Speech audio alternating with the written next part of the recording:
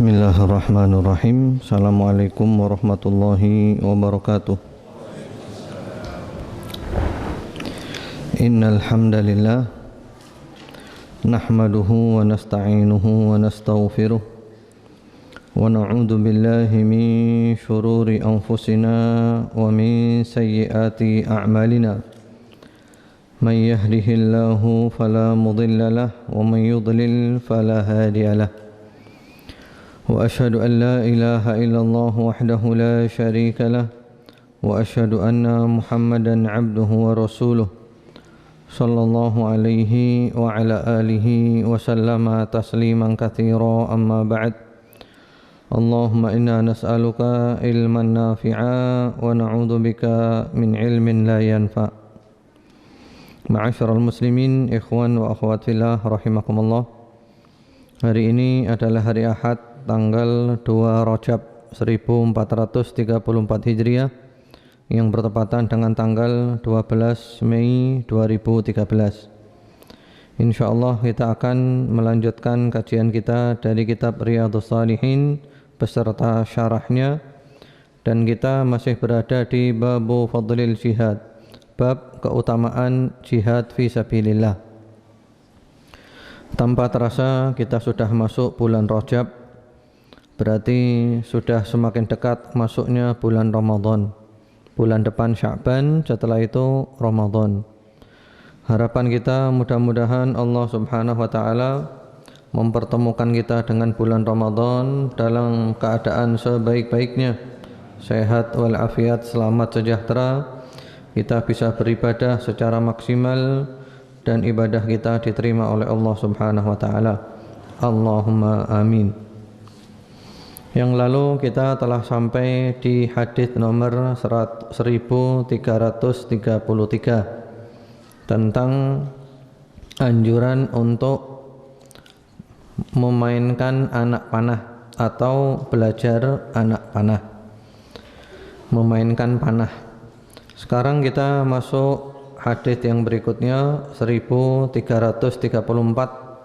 menurut nomor yang ditulis oleh Fadilatus Syekh Salim bin Eid Al-Hilali hafizahullahu taala dalam kitabnya Bahjatun Nadhirin Syarah Riyadhus Shalihin,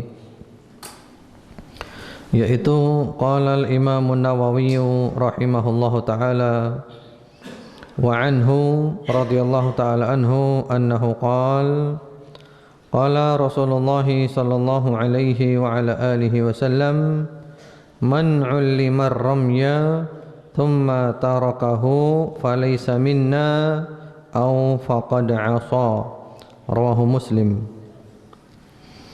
Diriwayatkan dari beliau, yaitu dari sahabat Uqbah bin Amir Al-Juhani, semoga Allah meridainya. Beliau berkata, telah bersabda Rasulullah sallallahu alaihi wasallam, barang siapa yang diberi pelajaran memanah kemudian dia meninggalkannya, maka dia bukan dari golongan kami atau dia telah berbuat maksiat. Hadis riwayat Imam Muslim rahimahullahu taala. Jadi hadis ini merupakan anjuran supaya kita mempelajari ilmu-ilmu yang berkaitan dengan jihad fisabilillah, ilmu-ilmu ketentaraan. Sehingga Syekh Salim Al-Hilali mengatakan al-ulum al-askariyah wajibah 'ala al-ummatil islamiyah.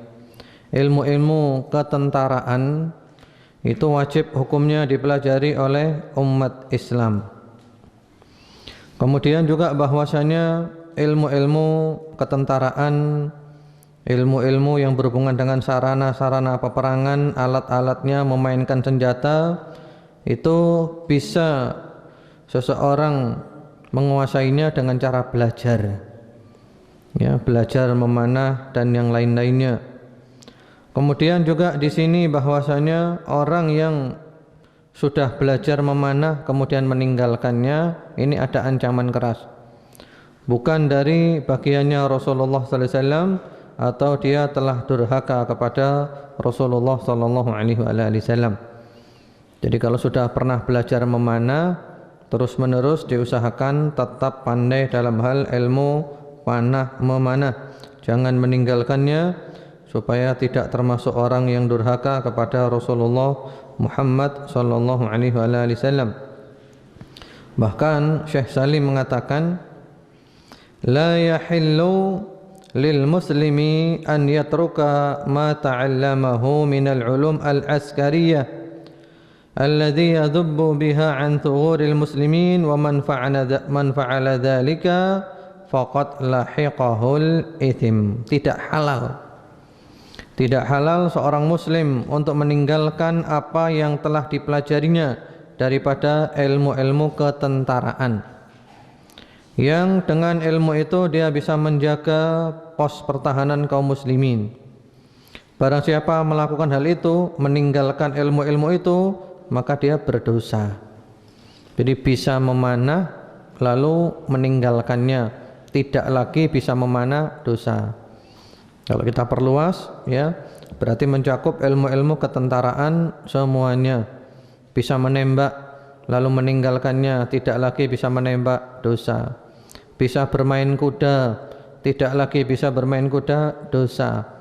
Atau juga kalau sekarang kalau diperluas ya naik mobil, kemudian sepeda motor dan yang lain-lainnya, termasuk ilmu-ilmu ketentaraan.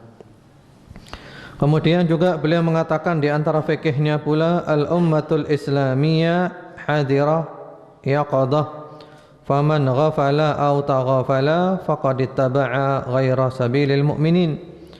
Umat Islam itu selalu waspada dan berjaga-jaga.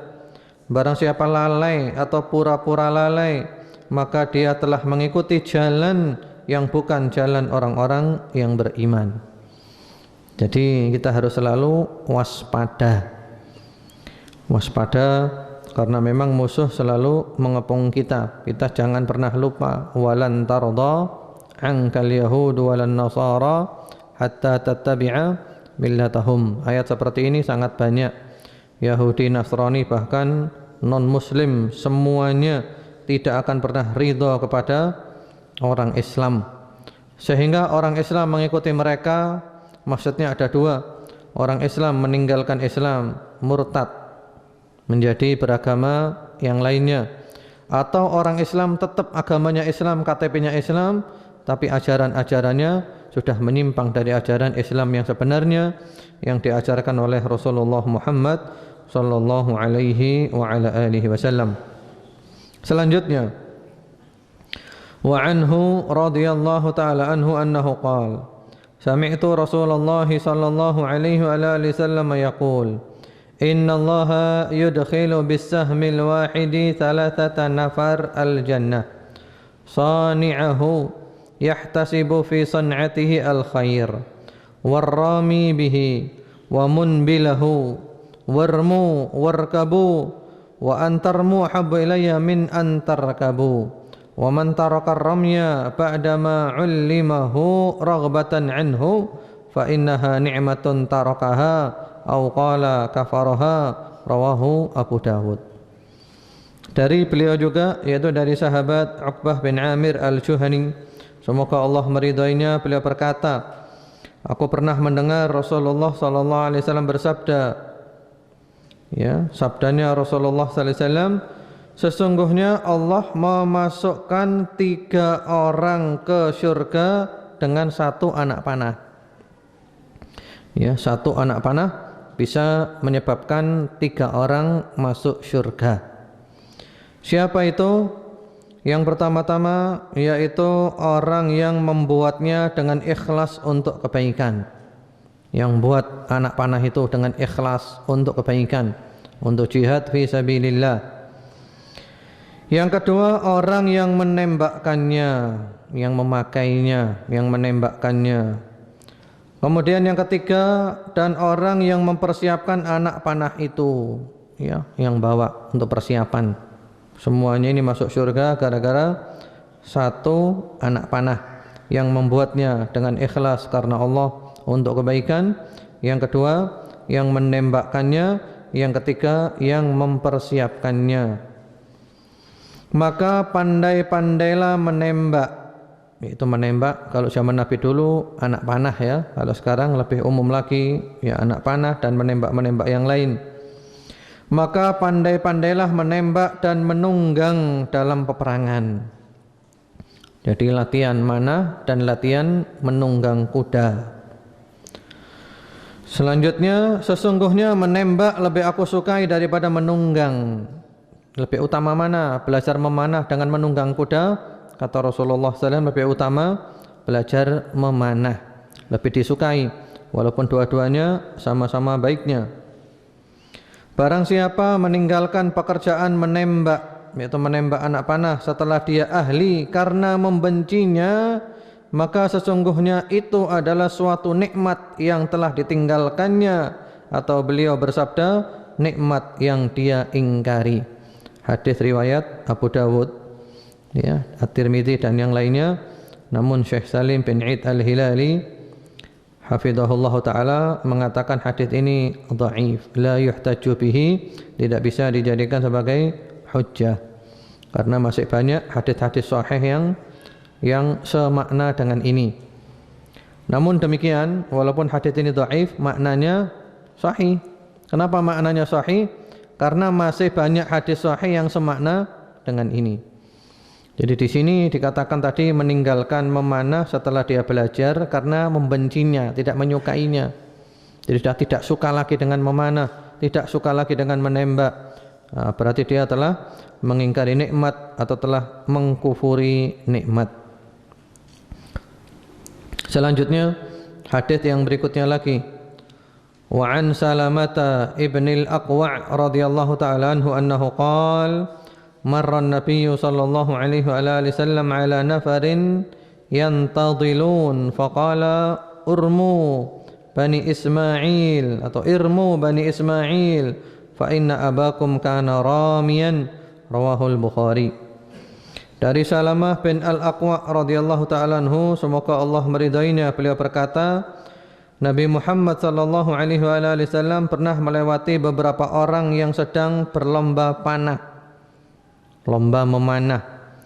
Lalu beliau bersabda, kata beliau, pandai-pandailah memanah, hai Bani Ismail, anak keturunan Nabi Ismail. Sesungguhnya leluhur kamu dahulu pandai memanah. Bani Ismail maksudnya adalah orang Arab. Namun hadits ini maknanya bukan hanya untuk orang Arab, untuk orang Islam semuanya. Kemudian karena leluhurmu dulu pandai memanah atau ayahmu pandai memanah. Nabi itu adalah ayah kita.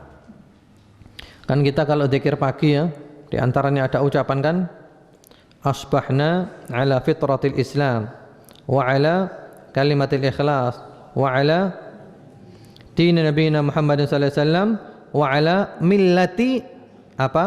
Abina, millati abina Ibrahim. Itu kan semua orang baca itu. Itu kita berpagi-pagi di atas millahnya ayah kami Ibrahim. Nah, bagaimana ayah kami? Kan Nabi Ibrahim itu hanya ayah keturunannya orang-orang dari Bani Israel dan orang-orang dari Arab saja. Kenapa yang selain itu kok juga menyebut Nabi Ibrahim adalah ayah kami? Apakah cocok disebut oleh orang lain yang bukan keturunannya Nabi Ibrahim?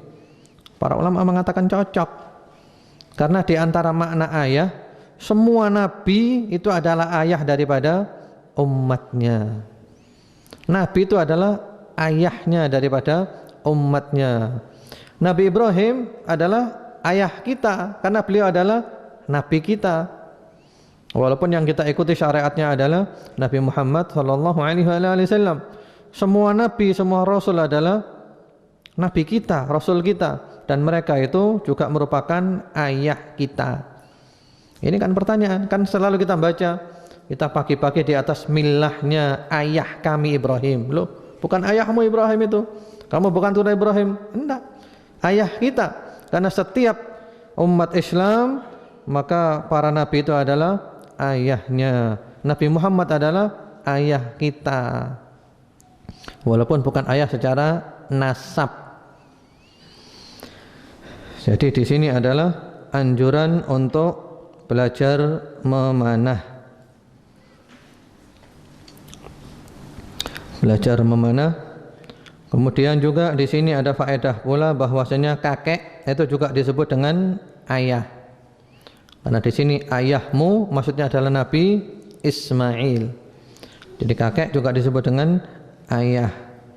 Dan ini juga termasuk agungnya akhlak Nabi Muhammad sallallahu alaihi wa ala alihi wasallam, karena beliau juga mengetahui urusan-urusan dalam peperangan, jihad fisabilillah. Kemudian juga dianjurkan kepada anak cucu untuk mengikuti ajaran nenek moyangnya yang baik-baik dan mengamalkannya. Tapi kalau ternyata ajaran nenek moyang tidak baik dan menyimpang dari syariat, ya kita harus dengan besar hati meninggalkannya. Di sini juga ada adabnya para sahabat bersama-sama Rasulullah sallallahu alaihi wa ala alihi wasallam. Mereka benar-benar menjaga adabnya. Kemudian kita lihat di sini bahwasanya Nabi Muhammad sallallahu alaihi wasallam sebagai pemimpin, beliau kumpul dengan rakyatnya. Jadi pemimpin itu kumpul dengan rakyatnya. Pemimpin itu tahu keadaan rakyatnya. Karena itu kita berharap pemimpin-pemimpin yang akan menjadi pemimpin, baik memimpin negeri ataupun memimpin suatu daerah ataupun memimpin kota, termasuk calon-calon pemimpin Kota Malang, mudah-mudahan benar-benar memperhatikan rakyatnya. Harapan kita benar-benar memperhatikan rakyatnya. Yang kita harapkan rakyat ini adalah sejahtera, terutama stabilitas keamanan terjamin, stabilitas ekonomi terjamin, aman, tidak ada takut, tidak ada kekacauan. Kemudian juga ekonomi terjamin, tidak ada yang kelaparan. Yang tidak kalah penting dari itu juga fasilitas kesehatan memadai, kesehatan rakyatnya dijaga. Dan yang tidak kalah penting juga adalah benar-benar menyelamatkan akidah umat. Menyelamatkan akidah umat. Akidahnya umat benar-benar terjaga, akidah yang benar, akidahnya Rasulullah sallallahu alaihi wasallam, akidah tauhid dan akidah sunnah. Asyhadu an la ilaha illallah, tauhid, wa asyhadu anna Muhammadar Rasulullah, mengikuti sunnah. Itu harapan kita. Kewajiban kita adalah berdoa. Kita terus berdoa, mudah-mudahan nanti yang menjadi pemimpin Kota Malang adalah orang-orang yang benar-benar layak menjadi pemimpin, yang memperhatikan rakyatnya. Mudah-mudahan. Walaupun mungkin masih terlalu jauh, tapi kita jangan pernah putus harapan. Putus harapan. Karena pemimpin adalah cermin masyarakat. Kama takunu yuwalla alaikum. Sebagaimana keadaanmu, maka pemimpinmu juga seperti itu. Kalau keadaan kita sudah baik, pemimpin kita pasti menjadi baik. Kalau keadaan kita masih rusak, jangan bermimpi mendapat pemimpin yang baik. Selanjutnya, wa an Amr bin Abasah radhiyallahu ta'ala anhu annahu qala sami'tu Rasulullah sallallahu alaihi wasallam yaqul. Dari sahabat Amr bin Abasah, semoga Allah meridainya, dia berkata, aku pernah mendengar Rasulullah sallallahu alaihi wasallam bersabda, barang siapa ya man rama bisahmin fi sabilillah fahuwa lahu idlu muharrarah. Barang siapa menembak dengan panah fi sabilillah di jalan Allah, maka pahalanya sebanding dengan memerdekakan seorang hamba sahaya. Rawahu Abu Dawud wa Tirmidzi wa qala haditsun hasanun sahih.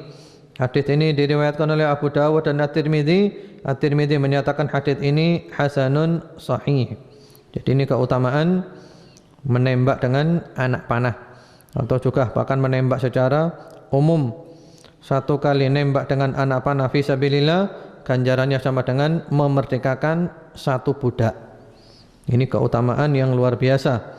Karena itu Fadilatul Syekh Salim bin Id al-Hilali hafizahullah ta'ala mengatakan, haddul muslimin ala al-jihad fi sabilillah wa ta'zimun li amril jihad wal mujahidin. Di antara fikih hadis ini adalah anjuran kepada orang-orang Islam untuk berjihad fi sabilillah, serta menjelaskan betapa besarnya perkara jihad dan para mujahidin. Ya. Hanya saja sekarang ini jihad sudah diremehkan. Entah yang lalu saya pernah cerita atau belum, ada seorang kakek yang sudah berumur 70 tahun. Beliau berjihad di Suriah. Beliau tidak mau melihat penguasa yang demikian zalim. Bahkan tidak sedikit para ulama yang menyatakan kafir, yang membantai rakyatnya, ya, wanita-wanita, anak kecil, orang tua, masjid-masjid dibom semuanya dengan pembantaian yang amat sangat keji, luar biasa, ya. Sehingga sekarang terjadi jihad di Suriah yang sudah hampir 3 tahun atau bahkan lebih belum selesai-selesai. Korbannya sudah puluhan ribu. Ada seorang kakek berumur 70 tahun yang mengumpulkan keluarganya, anak-anaknya, cucu-cucunya dikumpulkan semuanya, bahkan teman-temannya diajak semuanya untuk membuat satu batalion yang diberi nama Ahbabul Mustafa, kekasih-kekasih Nabi Muhammad sallallahu alaihi wasallam. Beliau bernama Syekh Muhammad Tayyib Ismail Al-Ghazal Abu Tayyib rahimahullahu taala. Kemudian beliau berceramah. Saya ada rekamannya, ceramah membangkitkan motivasi jihad. Ketika beliau ditanya, kenapa kamu sudah tua gini kok masih berjihad? Jawabannya yang pertama-tama, saya ingin mendapatkan mati syahid dari Allah subhanahu wa ta'ala.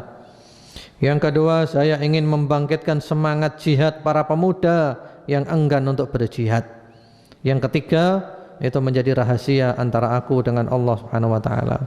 Berangkat ke medan perang, jihad dengan gagah berani, dengan kesatria, dan akhirnya beliau pun gugur sebagai syahid. Cita-citanya tercapai, gugur sebagai syahid dalam keadaan yang menyenangkan.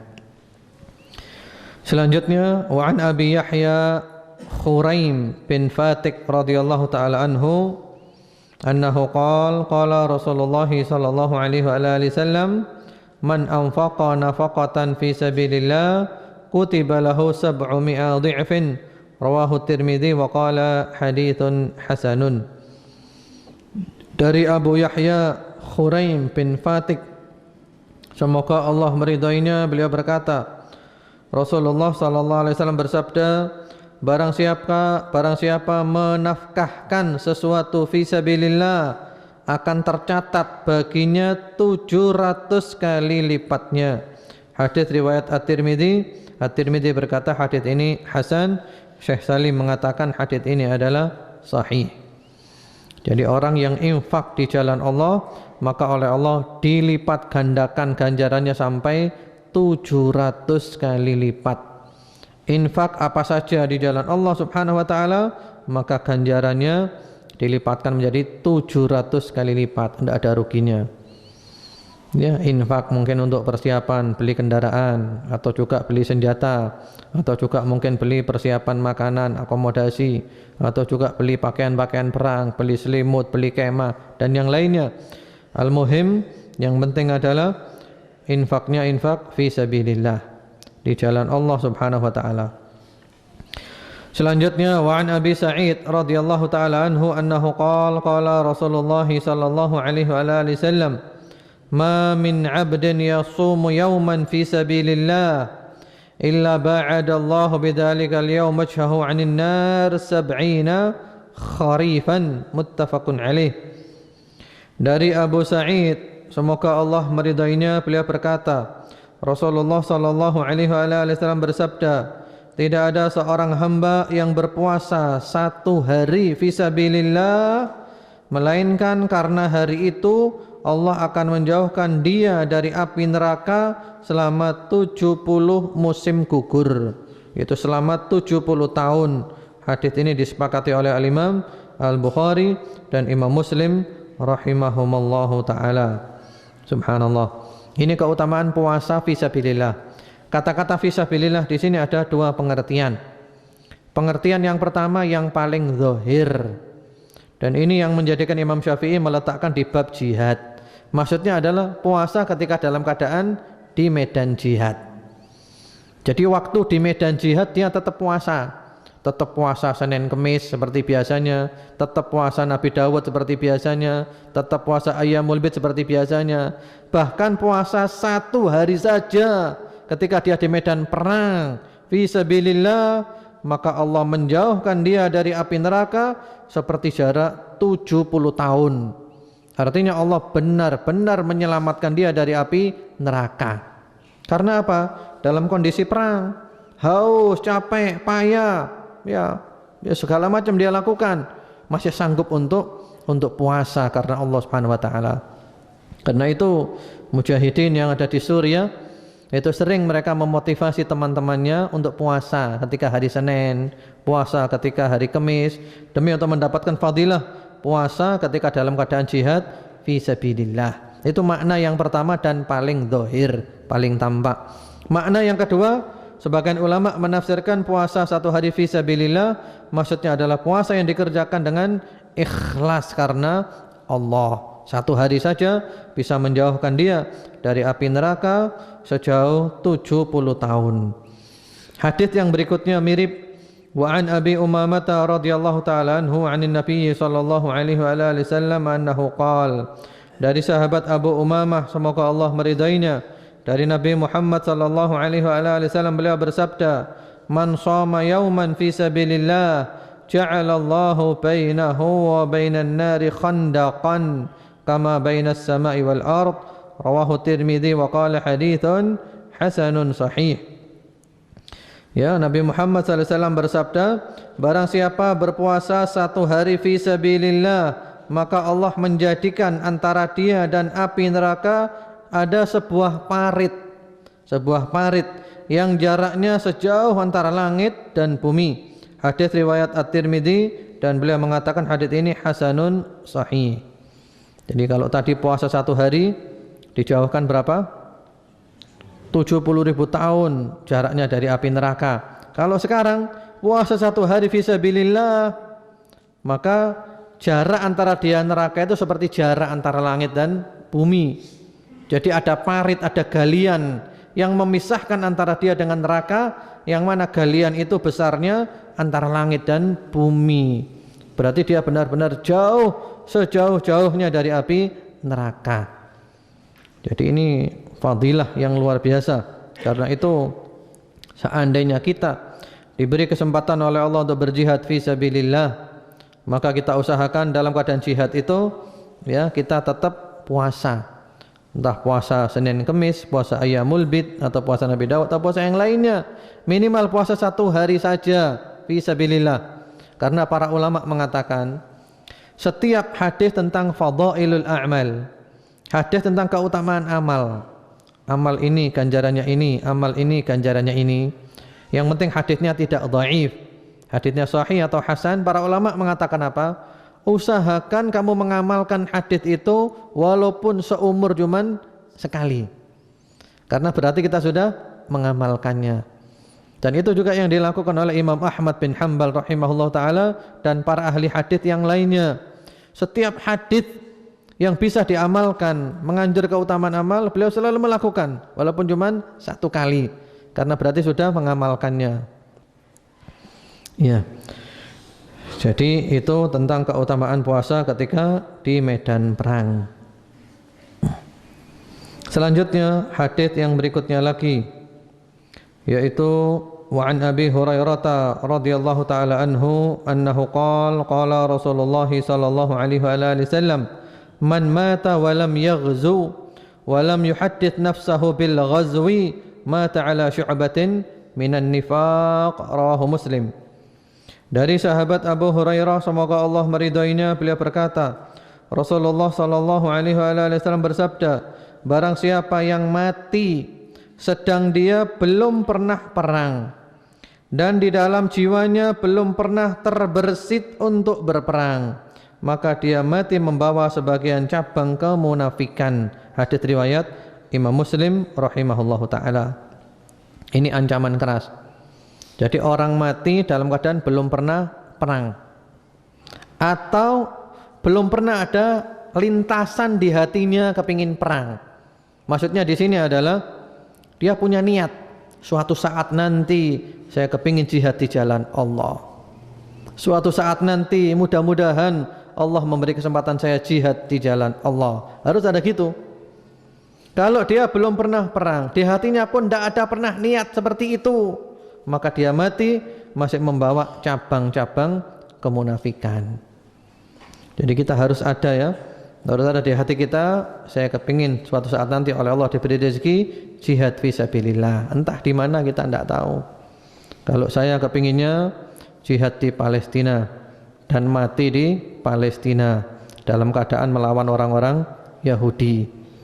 Kalau boleh milih ya, saya minta kepada Allah mudah-mudahan saya mati di Palestina ketika jihad melawan Yahudi, membebaskan Masjidil Aqsa. Itu harapannya. Kalau boleh milih, dan mudah-mudahan dikabulkan oleh Allah Subhanahu wa taala.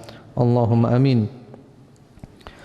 Kemudian selanjutnya, jadi niat tadi bukan hanya niat omong kosong ya, tapi niat benar-benar direalisasikan ketika ada kesempatan. Ada kesempatan jangan disia-siakan. Tapi kalau dia niat di hatinya ada kesempatan tidak berangkat, berarti niatnya niat yang bohong-bohongan saja, niat palsu, membohongi diri sendiri. Selanjutnya, wa an Jabirin radhiyallahu ta'ala anhu annahu qala kunna ma'an nabiyyi sallallahu alaihi wa ala alihi wa sallama fi ghazatin faqala inna bil madinati la rijalan ma sirtum masiran wa la qata'tum wadiyan illa kanu ma'akum habasahumul marad wa fi riwayah habasahumul udru wa fi riwayah illa syarakukum fil ajr. Rawahul Bukhari min riwayati Anas wa rawahu Muslim min riwayati Jabir wal lafdu lahu. Dari sahabat Jabir, semoga Allah meridhoinya, beliau berkata, kami bersama Nabi Muhammad SAW dalam suatu peperangan. Lalu beliau bersabda, sesungguhnya di Madinah ada beberapa orang yang tidak ikut berperang. Tidaklah kamu melakukan suatu perjalanan dan menempuh suatu lembah, pasti mereka bersama kamu. Mereka berhalangan karena sakit. Dalam riwayat yang lain, mereka terhalang oleh udzur. Dalam satu riwayat lagi, melainkan mereka menyertai kamu di dalam memperoleh pahalanya. Hadis riwayat Al-Bukhari melalui jalan sahabat Anas dan riwayat Muslim melalui jalan sahabat Jabir, dan ini adalah lafadznya Imam Muslim.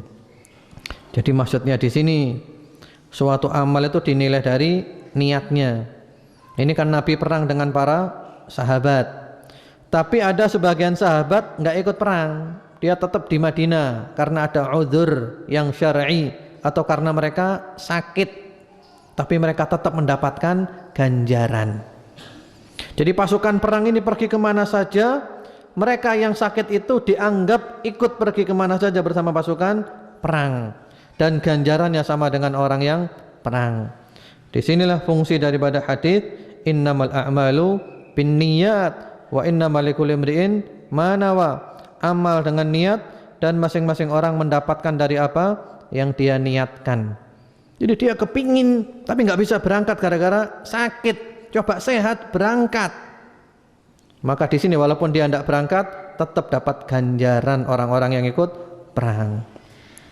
Inilah diantara kemurahan agama Islam, agama yang dibawa oleh Rasulullah Muhammad sallallahu alaihi wa ala alihi wasallam.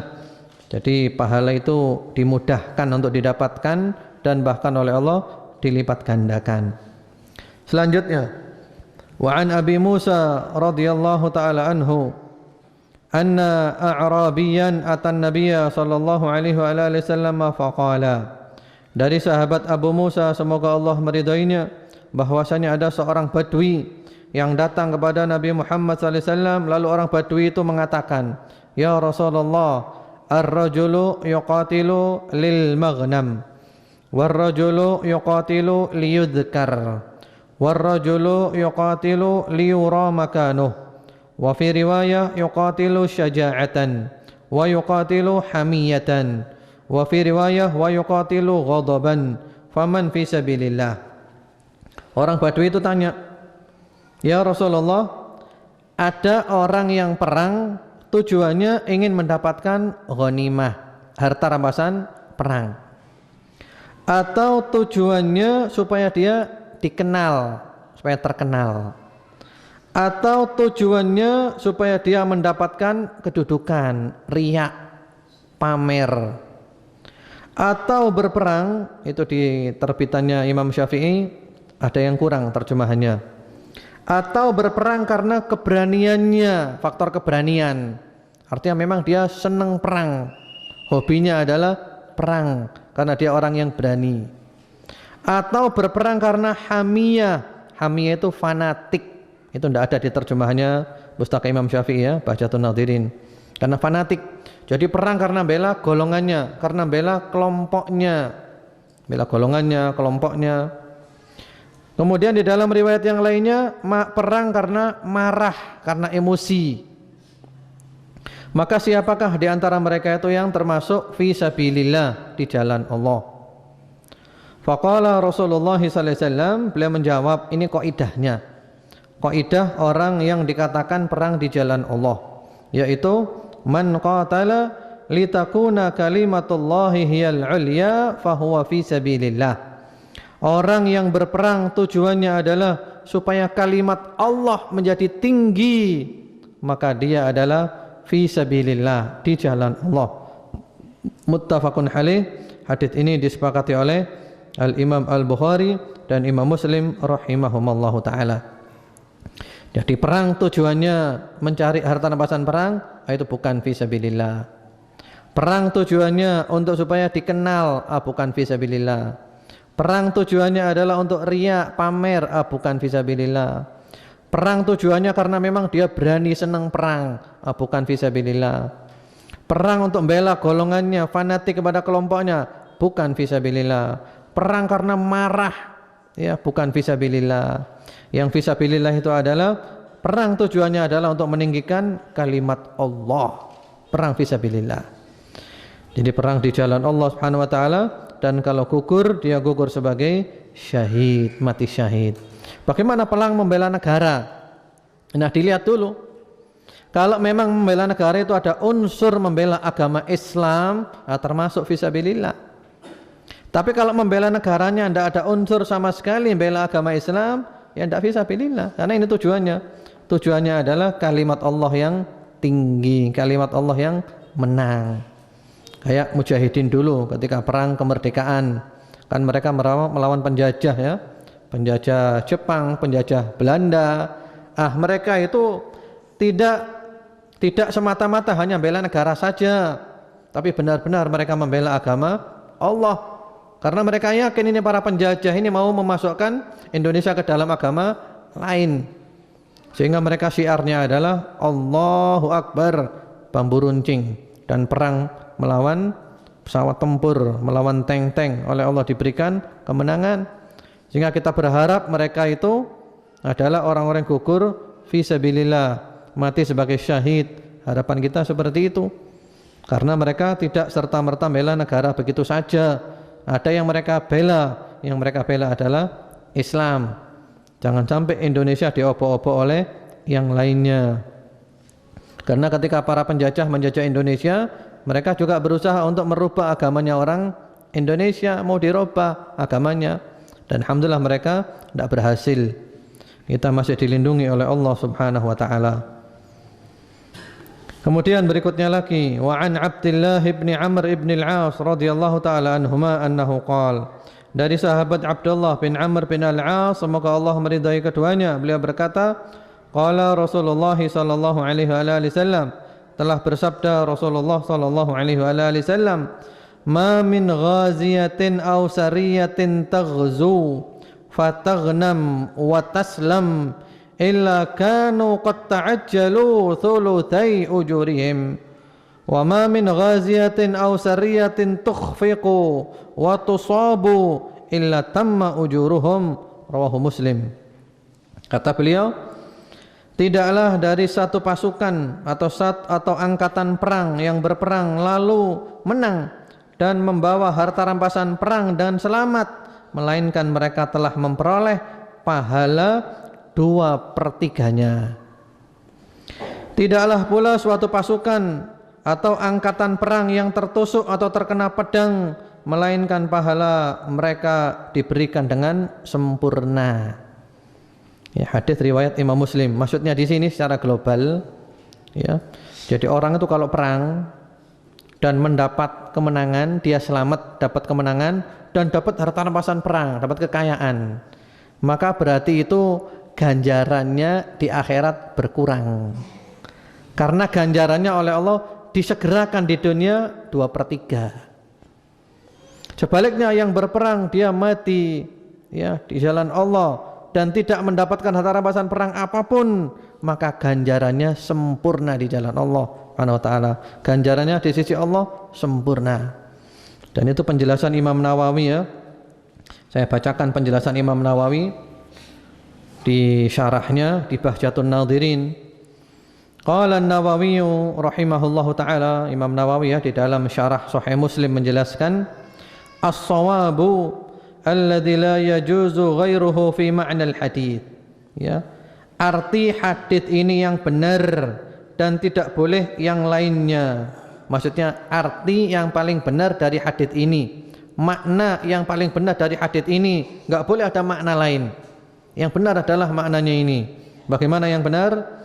Annal ghuzata idza salimu aw ghanimu yakunu ajruhum aqal min ajri man lam yaslam aw salima wa lam yaghnam.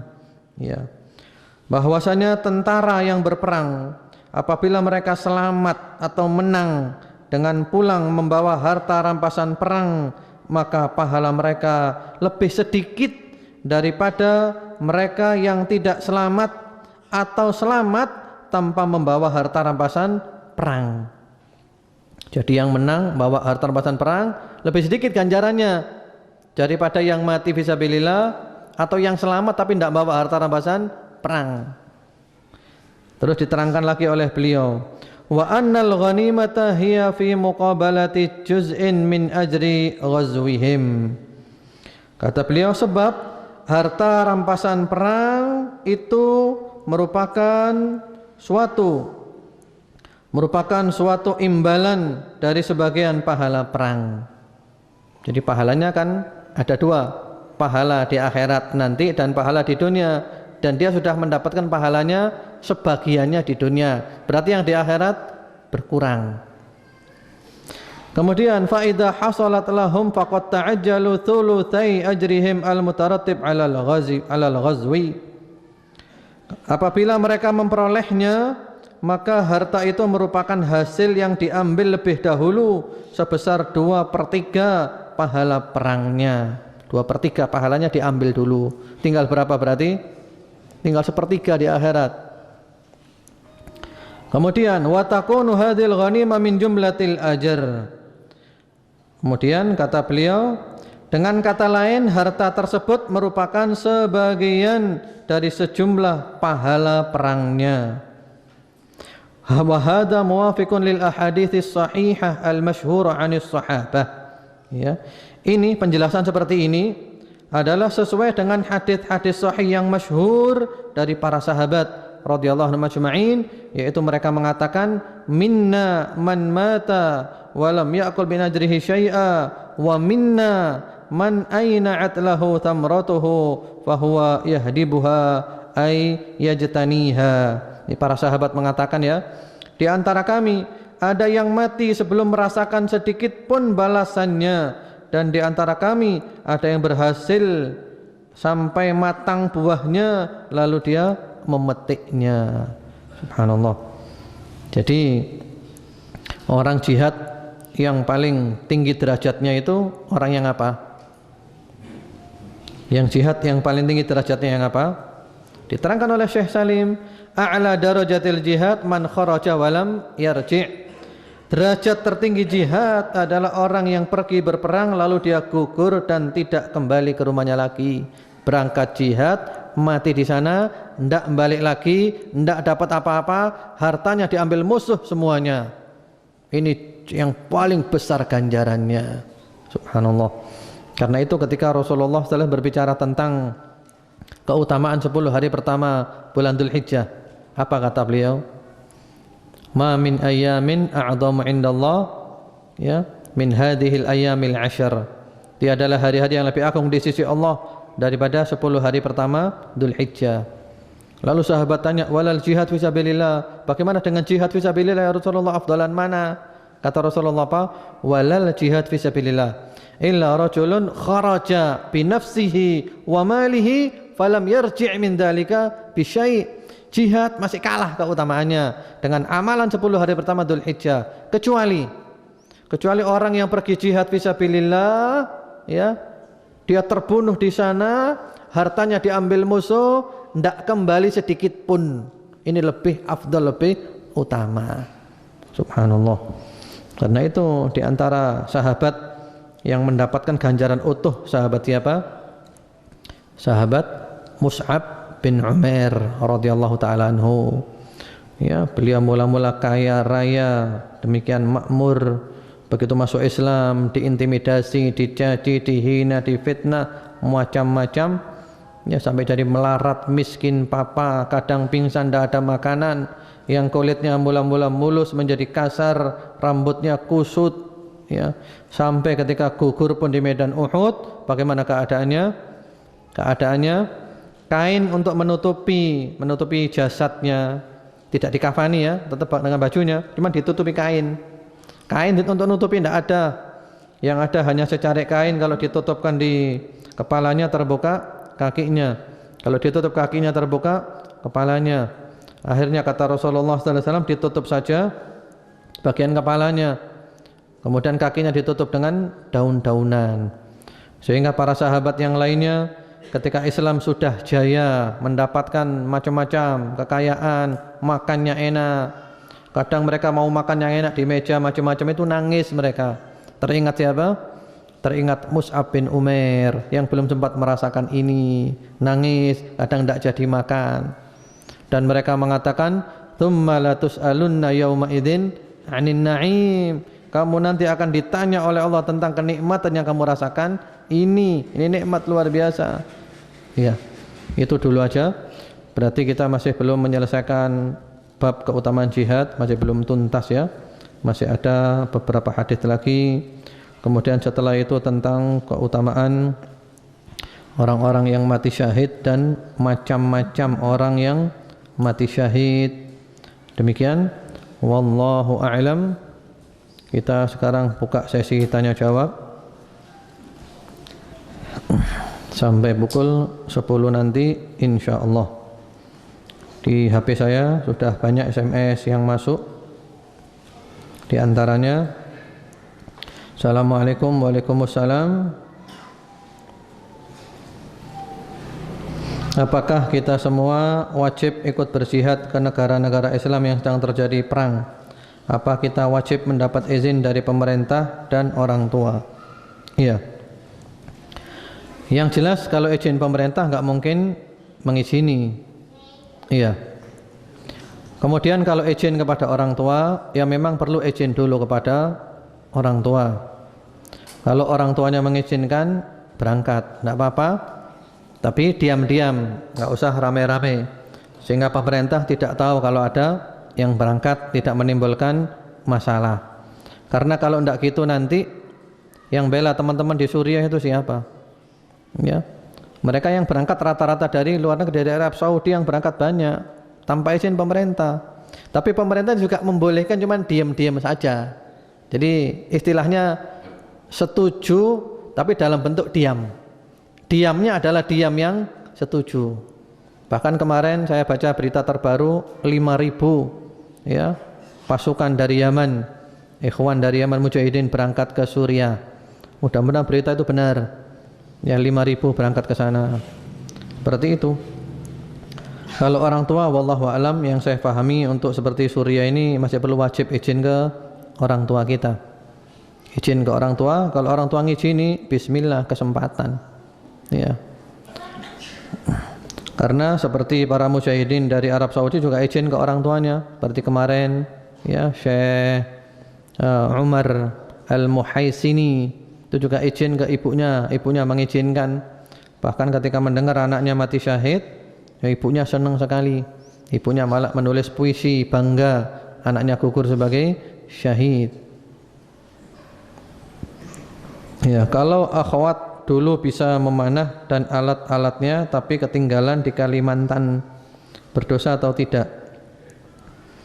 Kalau akhwat wallahu alam ya, yang saya pahami tadi itu memanah dan semisalnya itu orang laki-laki.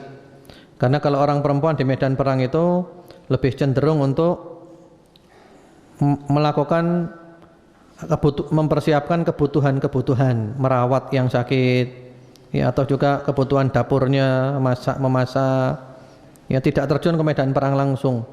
Walaupun dulu zaman Nabi ada sebagian sahabiah yang terjun ke medan perang langsung, tapi secara umum tugas mereka adalah merawat yang sakit, ya, mungkin di tenda-tenda merawat orang sakit, atau juga mempersiapkan makanan ini itu.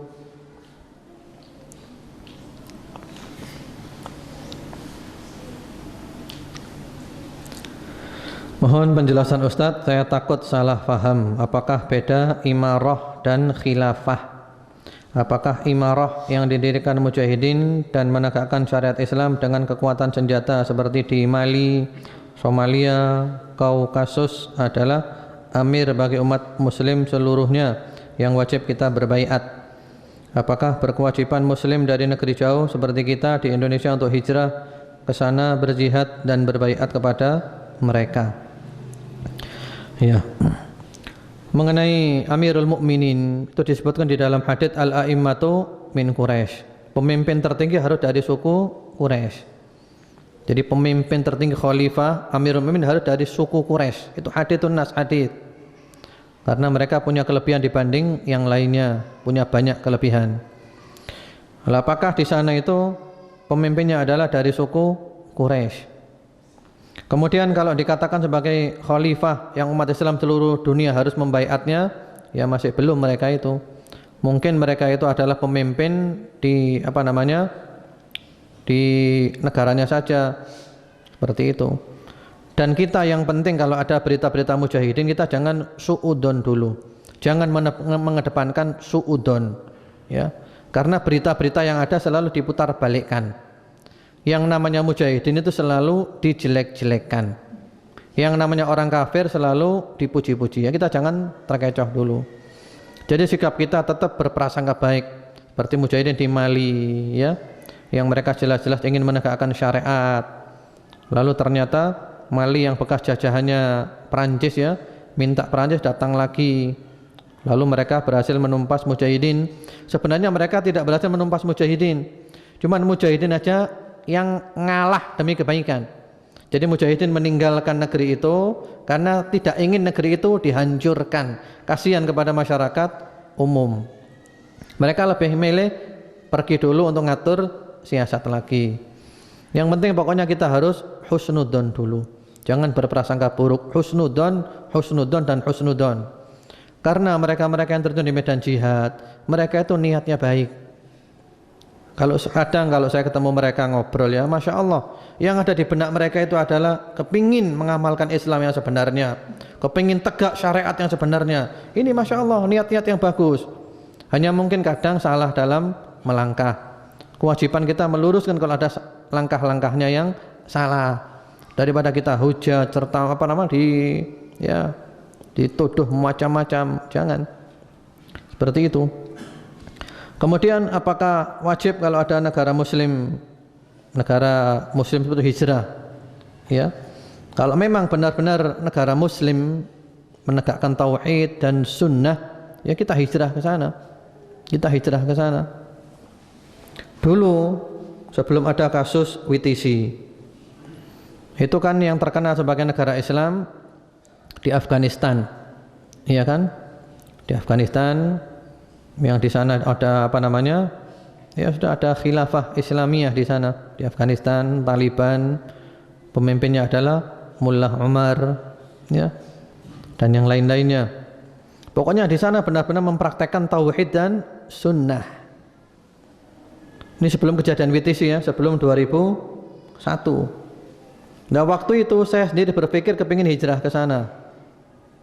Saya sudah berpikir kepingin hijrah ke sana.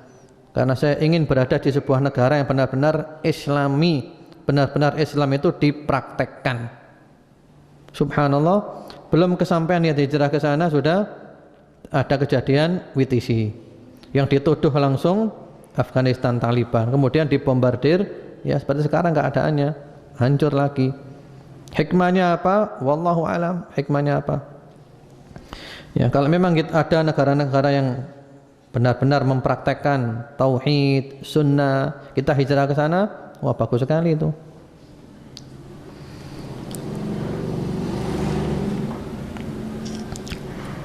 Ustadz, kapan diadakan pelatihan memanah atau menembak untuk melaksanakan sunnah persiapan jihad? Ya perlu juga sebenarnya, perlu juga ini kita pikirkan. Tapi kalau saya menganjurkan, kalau mau latihan seperti ini ya, memanah, menembak dan semisalnya, koordinasi dulu dengan pihak kepolisian.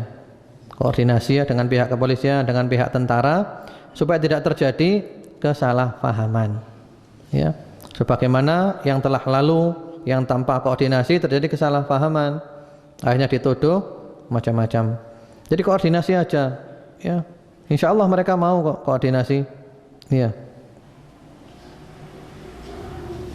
Jadi jangan bergerak sendiri. Tahu-tahu kita sudah berada di hutan, tembak-tembakan, dar dor. Itu tentara datang, ini mau perang di dalam negara ini. Tapi kalau koordinasi kan enak, mereka paham. Kami mau latihan perang di sini, ya. Tapi jangan khawatir, kami tidak akan berontak pemerintah. Justru kami akan menghabisi para pemberontak, ya. Pretelin kami akan habisi. Ya, jadi gitu.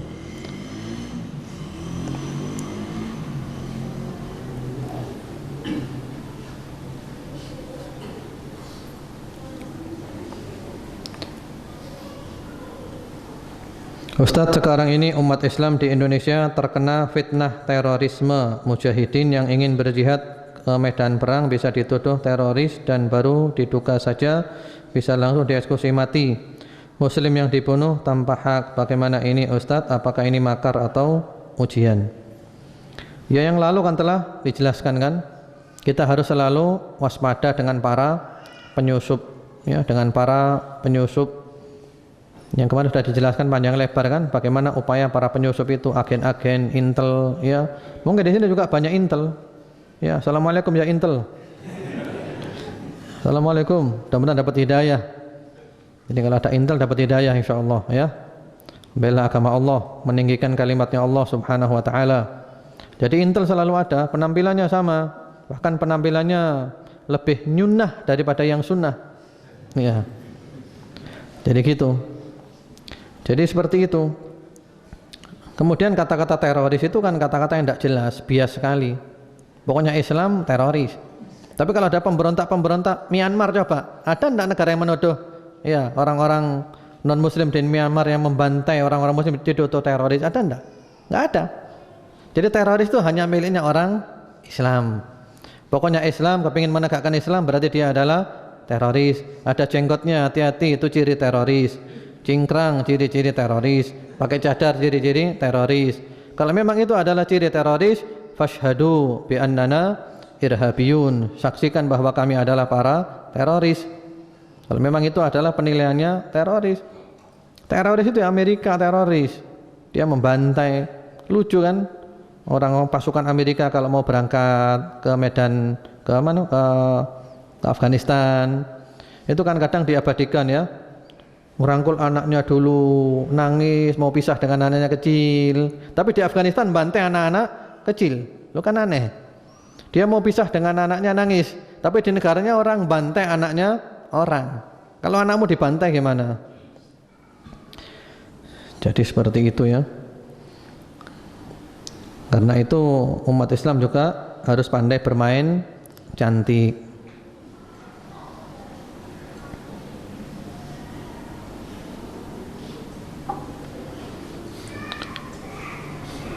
Ustadz, afwan, saya seorang ibu dengan 5 anak.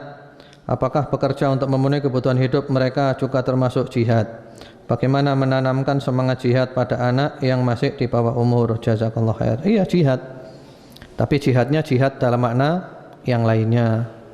Ya, jihad dalam makna yang lainnya. Adapun jihad yang kita bahas tadi adalah jihad di medan perang. Cara menanamkan jihad kepada anak-anak itu paling bagus adalah mengajarkan sirah Nabi Muhammad sallallahu alaihi wasallam, terutama tentang ghazawatur Rasul.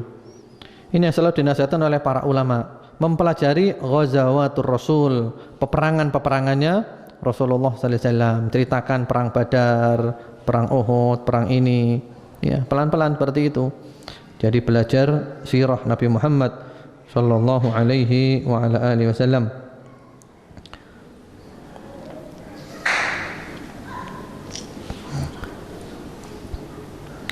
Ustadz, kalau ada kesempatan jihad ke Palestina, ajak ana ya.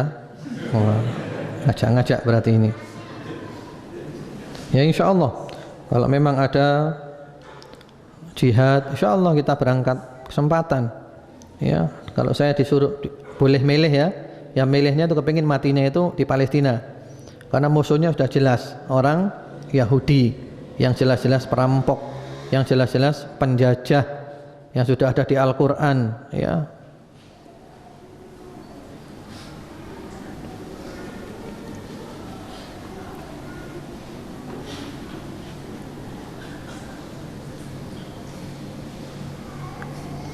Ustaz, di Indonesia ada orang-orang yang berangkat perang atau jihad ke Palestina, Suriah atau lainnya, namun mereka berangkat tanpa izin dahulu kepada pemimpin negara. Apakah mereka termasuk fisabilillah? Tadi telah dijawab, kalau izin tidak mungkin boleh.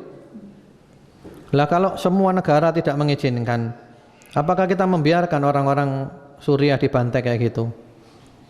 Atau sebenarnya pemerintah itu membolehkan, cuman membolehkan dalam bentuk diam. Jadi ada namanya itu setuju tapi bentuknya adalah diam. Sepakat ya, namanya itu ijma sukuti. Sepakat tentang kebolehannya tapi dengan cara diam. Jadi istilahnya wis meneng-menengan berangkat wis. Meneng-menengan berangkat wis. Jadi gak rame-rame biar ndak ada apa namanya tuntutan-tuntutan yang macam-macam.